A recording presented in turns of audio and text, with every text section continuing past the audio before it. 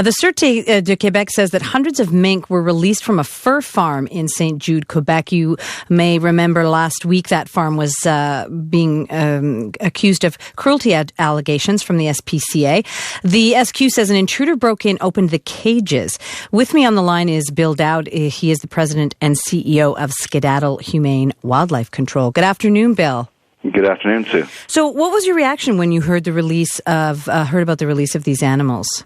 Well, obviously it's a devastating situation, introducing this many animals into the ecosystem. They've been raised or been fed by humans, so being out trying to fend for their own is not a very good chance of their survival. I'm curious as to what you think about that, because we've sort of had some mixed reports about that. How do you think a mink that is brought up in captivity would survive? Well, similar, they're used to being fed by humans, so all of a sudden they're out in the wild fending for food by themselves, even though they are a predator, a carnivore, eating, muskrats, voles, mice, and rats.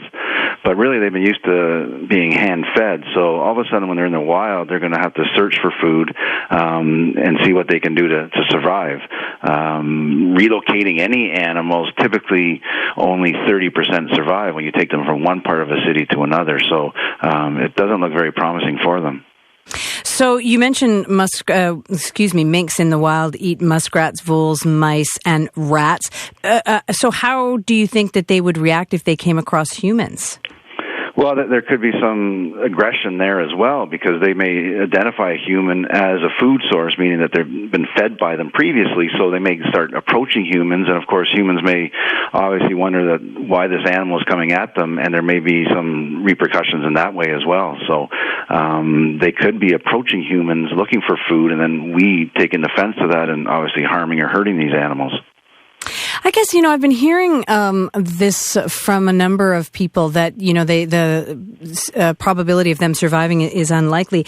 But, I can't help but think that they are animals that would adapt. And I know that back in 2013, there were a series of raids on mink farms in the U.S. and Canada. And at the time, wildlife biologists pointed to escaped minks that thrived in Britain and New Zealand. So there does seem to be a history of minks surviving. What do you think of that? Well, there could be a glimmer of hope. Obviously, if there's, they are hungry enough, any mammal, whether it's a human or a mink or a dog or a cat or raccoon, they're going to eat whatever they can to survive. So that may eventually change where they are becoming a predator, and then they're going to really affect the ecosystem if they learn that they can attack a muskrat or a vole or a mouse. Then all of a sudden that many minks being introduced into the ecosystem could start decimating those populations as well. The SQ says that many of the minks who were released actually stayed in the barn. What do you think about that? Well, maybe they're smart. Maybe they know that's where their food source is and they want to stay in that barn. But, if they're in that deplorable conditions, obviously the care of these animals, should be looked after. Bill, thanks so much for joining us. I appreciate your time. Okay, thank you. Bye-bye. Bye-bye. That's Bill Dowd. He is the president and CEO of Skedaddle Humane Wildlife Control.